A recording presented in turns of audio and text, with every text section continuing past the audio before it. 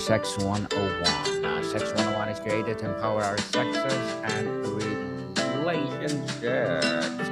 Sex bots revolution, how AI companions are changing intimacy and relationships. Part 2. As we saw in part one, we asked when intimacy no longer requires another human being. There's something about modern life that has already led us to have a lot less sex. Dr. Deborah So has spent years trying to understand why, and in conclusion, she published the results of her work in a terrifying and highly readable work called Sextinction, the Decline of Sex and the Future of Intimacy. Indeed, Mr. Mike, and you have used this language of a genuine versus simulated, but I want to push on something here. When we talk about religious imagery, icons in Orthodox Christianity, statues in Catholicism, are those also simulations in a sense, representations that point toward something real but are not the thing itself? Why is a religious icon acceptable but sex doll is not? What is the philosophical difference? That's a brilliant question, and it gets at something essential about the distinction between icons and idols that's been central to Christian thought since the iconoclast controversies of the 8th and 9th centuries. The difference isn't simply that one is religious and the other sexual, it's about the direction of attention and the nature of the encounter they facilitate. An icon points beyond itself toward a reality that it represents but doesn't claim to replace. An idol pretends to be the reality itself, or worse, offers itself as a substitute for a reality it makes unnecessary.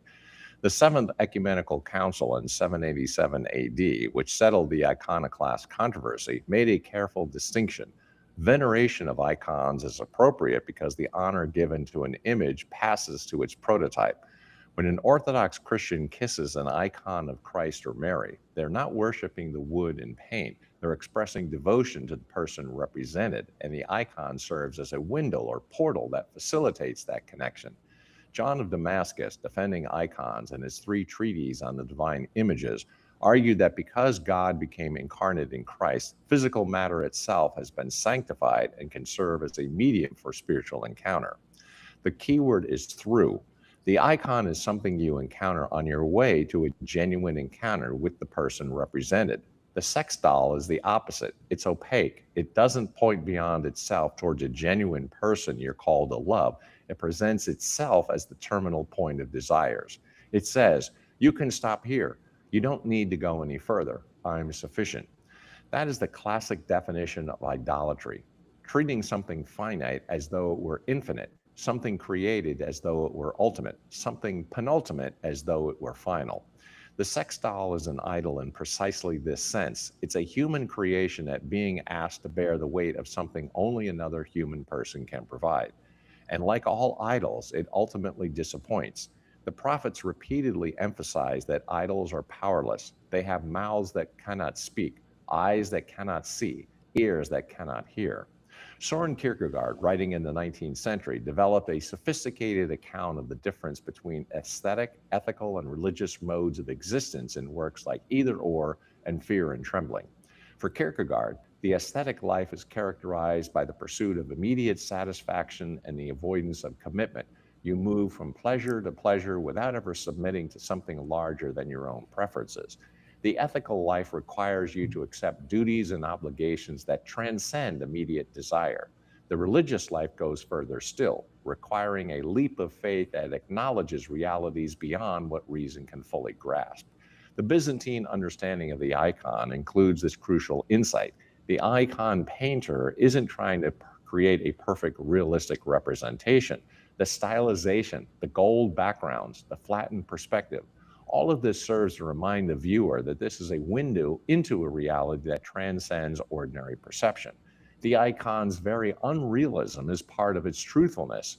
It says, I am not the thing itself. I am an aid to your encounter with the thing itself, which exceeds my capacity to represent. The sex doll works in exactly the opposite direction. It uses increasing realism, more lifelike skin, more sophisticated sensors, more convincing conversational AI to convince the user that the simulation is sufficient, that he doesn't need to pursue the reality. It's designed to be so convincing that it removes the desire for a genuine encounter. That's not an icon, that's an idol specifically engineered to replace what it claims to represent. There's an apocryphal story about Michelangelo that captures something important here. Supposedly, when asked why he didn't marry, he said, "I have my art." The story may not be historically accurate, but it illustrates a danger. The thing you create can become a substitute for the relationship you're called to. The difference is that Michelangelo's art genuinely required and expressed his genius, his struggle with materiality, and his vision of beauty. The sextile requires nothing of its user except payment. It's a consumption masquerading as creation, passivity pretending to be relationship. In conclusion, the distinction between icon and idol isn't about whether we use physical objects in our spiritual or relational lives. It's about whether those objects serve as transparent windows that facilitate genuine encounter or opaque barriers that substitute simulation for reality. Mr. Merrick, let's talk about something that might seem cross, but is actually central here. These dolls cost money, often thousands of dollars. There's a whole industry developing around them. What does it mean economically and philosophically to commodify intimacy in this way? Is it fundamentally different from other ways people have purchased aspects of sexuality throughout history? This question cuts deep because it forces us to recognize that the ways capitalism intersects with our most intimate longings. There's a long history of sex work, of course, often called the oldest profession, but the sextile represents something categorically different from prostitution. The sextile eliminates even this minimal recognition of the other as subject. You're not paying for another person's time or labor. You're paying for an object that simulates a person without any of the complications actual personhood entails. It's the logical conclusion of what Marx would call commodity fetishism, the process by which social relations between people are transformed into relations between things. Marx used fetish deliberately, drawing on religious language to describe how commodities take on magical qualities that obscure the human labor and relationships that produce them. The sextile is a fetish in both Marx's sense and in the psychological sense. It's an object onto which desire has been displaced and obscures the real human relationships, the desire for genuine intimacy, the need for mutual recognition, the longing for connection that it claims to satisfy.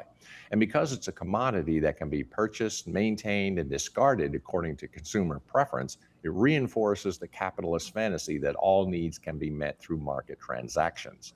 Max Weber wrote about the disenchantment of the world that comes with rationalization in capitalism, the process by which mystery, wonder, and transcendent meaning get stripped from reality and replaced with instrumental calculation.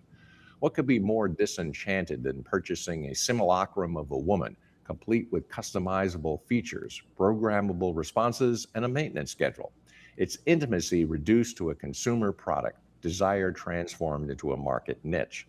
The Christian tradition has always been suspicious of treating persons as commodities. Paul's insistence in 1 Corinthians 7 that the wife does not have authority over her own body, but the husband does. Likewise, the husband does not have authority over his own body, but the wife does, is often misread as patriarchal oppression. But in the first century Roman context, where women's bodies were often treated as property, this is a radical assertion of mutual belonging and mutual submission. Neither partner owns their own body exclusively or controls the other's. They belong to each other in a way that transcends property relations. The sextile returns us to a pre Christian paradigm where bodies can be owned, used, and discarded without moral complication. But it's worse than ancient slavery or concubinage because at least those fantasies and systems acknowledge that real persons were being exploited. The sextile allows the fantasy that no one is being harmed because no real person is involved, which is true in the immediate transaction, but falls at the level of what's happening to the user's capacity for authentic relationships. There's also something the medieval scholastics understood about the difference between simony, the buying and selling of spiritual goods, and legitimate commerce. Thomas Aquinas spent considerable time in the Summa distinguishing between things that can be rightly be bought and sold and things that are degraded by treating as commodities. Spiritual realities, Aquinas argued, cannot be bought or sold without corruption. The sextile reveals that intimacy belongs in this category. It cannot be commodified without ceasing to be what it claims to be. The sextile industry markets its products using the language of customization and consumer sovereignty. Choose her hair color, her body type, her program personality. It's the same logic as ordering a custom car or designing your perfect burger. But a person isn't a product that should be customized to your specifications.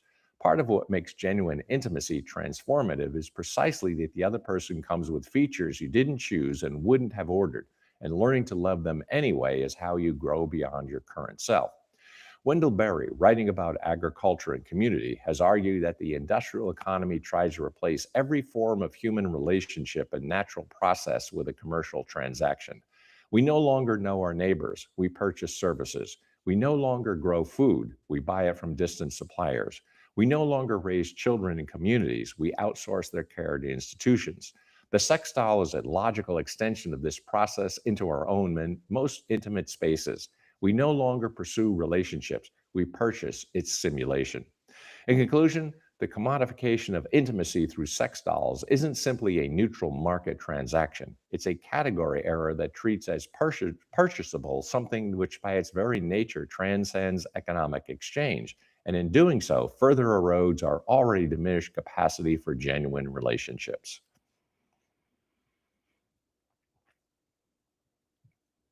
Well said indeed. So let's play this forward. Dr. Shaw talks about AI powered sex dolls that are inching towards lifelike consciousness. What if they get there? What if we develop AI sophisticated enough that the doll can hold genuine conversations, learn your preferences, or even simulate emotions convincingly? Does the change moral calculus, or it's something about human consciousness that is irreplaceable regardless of how sophisticated the technology becomes? This is where we have to distinguish between simulating consciousness and possessing consciousness, and it's a distinction that matters enormously both philosophically and theologically. The claim that AI is inching towards consciousness is itself contested. Many neuroscientists and philosophers argue that no amount of sophisticated information processing equals subjective experience, the felt quality of what it's like to be someone. But even if we grant the possibility of machine consciousness for the sake of argument, we still face the question of whether that kind of consciousness could ever participate in the kinds of relationships human beings are created for. Thomas Aquinas' discussion of angels in the Summa Theologica is surprisingly relevant here. Angels, in Aquinas' framework, are pure intellects without bodies, closer to what an advanced AI might be than to embodied human persons. And while Aquinas affirmed that angels have knowledge and will, he also insisted that angelic knowledge is fundamentally different from human knowledge because it doesn't come through embodied experience. Angels don't learn through sensation, habit formation, or the temporal unfolding that characterizes human growth. They know immediately and completely. A sufficiently advanced AI might have something like angelic intellect, processing vast amounts of information instantly, making connections beyond human capability, but it would still lack embodied experience. All human intimacy is mediated through these embodied experiences. The way a lover's scent triggers memory, the particular timbre of their voice, the weight of their hand in yours. The phenomenologist Maurice Merleau-Ponty argued in the Phenomenology of Perception that consciousness is always embodied consciousness. We don't have minds that happen to be housed in bodies. We have body subjects whose consciousness is inseparable from their physical being in the world. Everything we know through this body, and that shapes the structure of knowledge itself. An AI, no matter how sophisticated, would have a fundamentally different relationship to reality because it doesn't have this kind of embodiment. It processes information, but does it experience? The philosophical zombie thought experiment, developed by David Chalmers and others, asks us to imagine a being that behaves exactly like a conscious human but has no subjective experience, know what it's like to be them. The question is whether such a being is even coherent as a concept, and if it is, whether we could ever know whether we're interacting with a genuine consciousness or a zombie. The sex doll, no matter how sophisticated its AI, would at best be a philosophical zombie, perhaps behaviorally indistinguishable from a responsive partner, but lacking the inner life that makes a relationship possible. But let's go deeper into what Christian theology says about personhood, because this is where the irreplaceability of human consciousness becomes clearest. The doctrine of the Trinity, one God in three persons, has generated centuries of sophisticated reflection on what constitutes personhood. God in human theology and Christian theology is fundamentally relational. The Father, Son, and Holy Spirit exist in a relationship of mutual self-giving love, the kind of divine dance where each person indwells the others. Human persons are created imago Dei, in the image of God, not simply because we have rational minds, but because we're created for this same kind of relational existence. We become who we are through our relationships with God primarily, but also with other persons who call us out of ourselves and into the vulnerable work of mutual recognition and love. Can an AI participate in a relationship? Can it engage in the kind of mutual self-giving that constitutes personhood in the Christian understanding? I would argue no, not because the technology isn't sophisticated enough, but because the ontological category is different. A machine, no matter how complex, is fundamentally a created object, not a created person with the capacity for a genuine relationship with the creator and with other persons. Origen, in his On First Principles, argued that part of what makes humans uniquely valuable is our capacity for moral choice. We can choose to love or hate, to pursue virtue or vice, to turn toward God or away. This freedom is essential to personhood. An AI, programmed with certain values and parameters, might be able to simulate moral reasoning, but can it genuinely choose in the way human freedom requires? Can it choose to love you when every incentive would be to abandon you? Can it forgive you after a genuine betrayal? Can it sacrifice its own interests for your flourishing? There's also an eschatological dimension. Christian theology affirms that human persons are destined for an eternal relationship with God and one another in the resurrection. We're not simply complex information processors. We're beings created for eternal communion. Paul writes in 1 Corinthians that now we see in a mirror dimly, but then face to face. Now I know in part, then I shall know fully, even as I have been fully known. This is relational knowledge, not just information processing. It's the kind of mutual knowing and being known that constitutes genuine intimacy. Can an AI participate in resurrection? This isn't a question about computing power. It's a question about ontological category. Christian theology has always maintained that material creation will be redeemed and transformed, that our bodies matter eternally. But a manufactured object isn't creation in this sense. It's a rearrangement of creation according to human design. It doesn't participate in the creator-creation relationship that makes redemption meaningful. The novelist Marilynne Robinson, writing in The Givenness of Things, argues that what makes us humans unique isn't our cleverness or ability to process information. Lots of animals and potentially machines can do impressive computational work.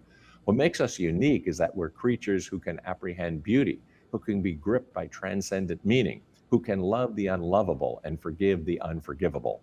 These aren't programmable features. They're capacities that emerge from our nature as persons created for a relationship with God.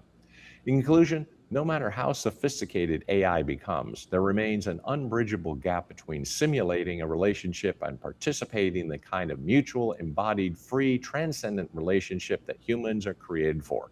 And no amount of technological advancement can replace what can only be given person to person.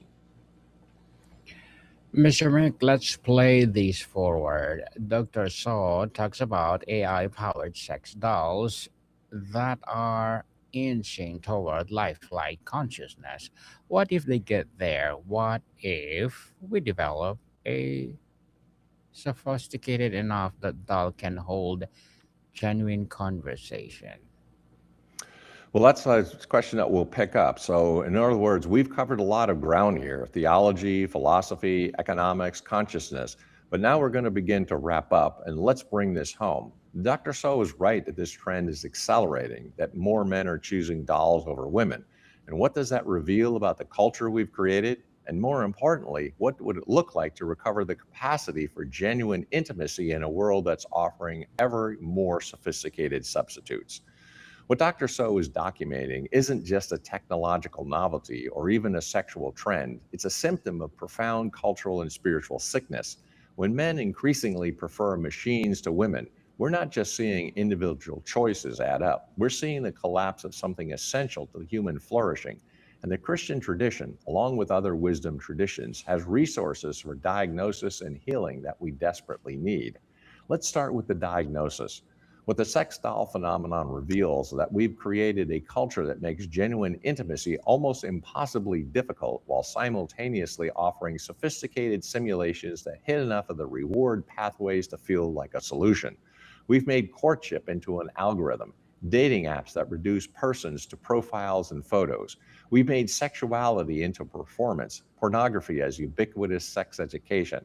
We've made relationships into contracts, prenups, and divorce rates that suggest permanence is impossible.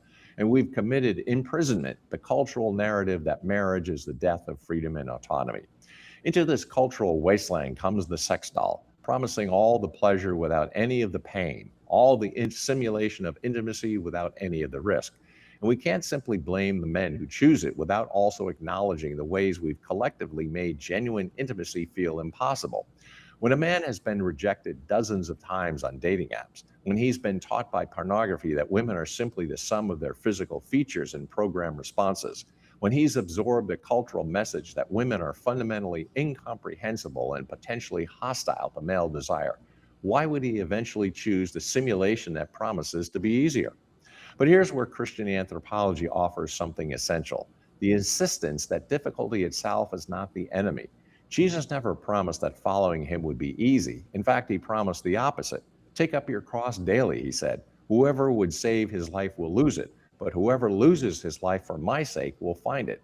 The spiritual life, the ethical life, the relational life, all of these require a willingness to embrace difficulty, to accept that transformation comes through struggle, and that genuine joy is found not in avoiding pain, but by moving through it toward resurrection. The monastic tradition developed this insight into a sophisticated spiritual technology. The desert fathers fled to the wilderness not to escape difficulty, but to face it directly, to confront their own demons without distraction, to learn the disciplines that would make genuine transformation possible. One of their key insights was that the passions, anger, lust, greed, pride, can't be simply suppressed or avoided. They have to be transformed through practice and grace into their corresponding virtues. The man who chooses the sex doll is trying to suppress the passion of lust without doing the work of transforming it into the virtue of chaste love, love that honors the other as a person, that integrates sexuality into a genuine relationship, that accepts the vulnerability and difficulty that genuine intimacy requires.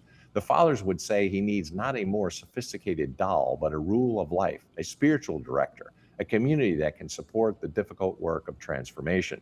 There's a beautiful passage in John Climacus's The Ladder of Divine Ascent, a 7th century manual of spiritual formation, where he describes love as a fire that consumes but doesn't destroy. It purifies. The difference between lust and love, Climacus suggests, isn't that one involves desire and the other doesn't, but that love integrates desire into a larger framework of mutual flourishing, while lust isolates desire and makes it absolute. The sex doll allows lust to remain isolated and absolute, preventing the transformation into genuine love.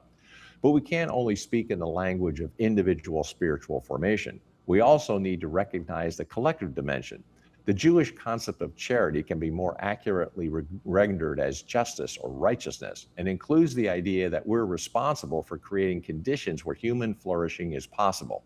A society that makes genuine intimacy almost impossibly difficult while offering sophisticated substitutes is failing in its responsibility.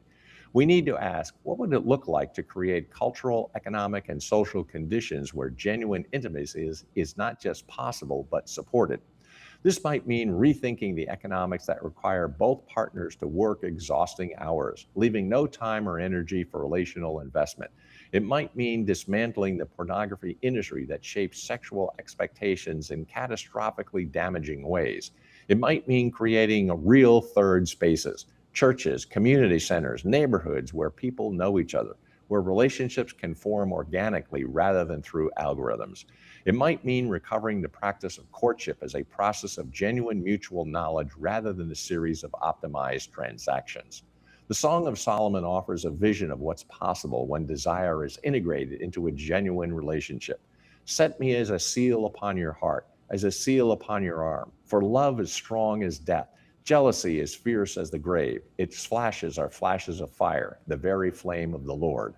This isn't safety or comfort. It's passion that's been allowed to become holy, desire that's been integrated into commitment, sexuality that's been given room to flourish within the framework of mutual belonging. But notice the phrase, strong as death. Love in the biblical vision is something you have to die to achieve. You die to your sovereignty, your control, your fantasy of a relationship that will never challenge or wound you.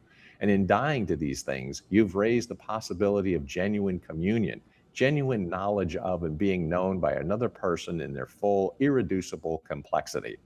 The contemporary philosopher Charles Taylor talks about the malaise of modernity in his book, Sources of the Self, a sense that even as we've gained freedoms and its technologies our ancestors couldn't imagine, we've lost access to the deep sources of meaning and purpose that made life feel significant. The sex doll is an emblem of this malaise. We have the technology to simulate almost anything, but we've lost the wisdom to know what's worth having and what's worth pursuing despite difficulty. The Orthodox theologian Alexander Schmemann wrote about the danger of reducing the world to mere utility, treating everything as simply material to be used for our purposes. In his For the Life of the World, he argues that the world has given to us a gift and communion, not just as a resource. When we treat even our most intimate relationships as matters of utility, what do I get from this? How efficiently does this meet my needs? We fundamentally misunderstood what it means to be human. The sex doll is the ultimate expression of this utilitarian reduction. Relationship as pure utility, intimacy as a consumer product. What would recovery look like? It would require both individual conversion and collective transformation. Individually, it would mean accepting that the capacity for genuine intimacy is something that has to be developed through practice, failure, forgiveness, and perseverance. No app or product can shortcut this formation. Collectively, it would mean building cultures of genuine community where people know each other, where relationships are supported by something larger than the couple itself, where marriage and family are honored not as lifestyle choices, but as vocations that serve the common good. It would mean recovering the practice of Sabbath, not just as a religious observance, but as a discipline of setting aside time that isn't optimized for productivity, time that can be given to relationships without calculating return on investment. It would mean teaching young people not just about the mechanics of sex, but about the virtues required for genuine intimacy: patience, courage, humility, faithfulness, the capacity to forgive and be forgiven. It would mean that the church being the church, not as a vendor of religious services, but as a community that embodies an alternative way of being human. When Paul describes the church as the body of Christ in 1 Corinthians 12, he's not using a pretty metaphor. He's describing an ontological reality where persons are so interconnected that if one member suffers, all suffer together. If one member is honored, all rejoice together. That kind of community would make the isolation that drives men towards sex dolls impossible because no one would be left alone to face their longing and pain. There's a hymn verse that captures something essential here. Love divine, all loves excelling, joy of heaven to earth come down, fix in us thy humble dwelling, all thy faithful mercies crown. This isn't asking God to make love easy or painless. It's asking God to teach us the kind of love that excels all the counterfeits and simulations, the love that comes from heaven precisely because it transcends what we can manufacture or control. Dr. So is right to sound the alarm about sex dolls and the broader decline of genuine intimacy. But the alarm is worth sounding only if there's something worth recovering. And the wisdom traditions, particularly Christianity, insist that there is. Genuine intimacy between persons who are learning to love beyond their capacity for control, who are willing to be transformed by the difficult work of mutual self-giving, who understand themselves as created for communion. This is worth every difficulty, every risk, every moment of vulnerability it requires. What the sex doll phenomenon reveals is not just that technology can simulate intimacy, but that we've created conditions where simulation feels preferable to reality. In conclusion, Recovering our capacity for genuine love will require both personal conversion and collective transformation toward cultures that support rather than undermine the difficult, essential, transformative work of learning to love another person. Mr. Meg, thank you so much for sharing your knowledge and wisdom to the world. That Sexbot's revolution, how AI companions are changing intimacy and relationships, continues the conversation by examining how rapidly advancing AI is reshaping the way people understand connection, companionship, and emotional support. So, Mr. Meg, would you like to plug in something? Thank you for the opportunity. Write the book, Grow the Business. Connect with me on LinkedIn, GMIC, the Doctor of Digital Smith, PhD. Listen to the Doctor of Digital podcast and pick up a couple of volumes I have on Amazon. That's On Track, Ian Hunter, and Burning America. Yes, people, let's connect with Mr. Meg, the Doctor of Digital, and of course, our other podcast, Music 101, Love Letters, Sex 101, as well as Mental Health 101, wherever you listen to your podcast. So, Mr. Meg, thank you so much for your time. Thank you, my friend. Until next time, Deus Vult. Welcome, people. See you soon.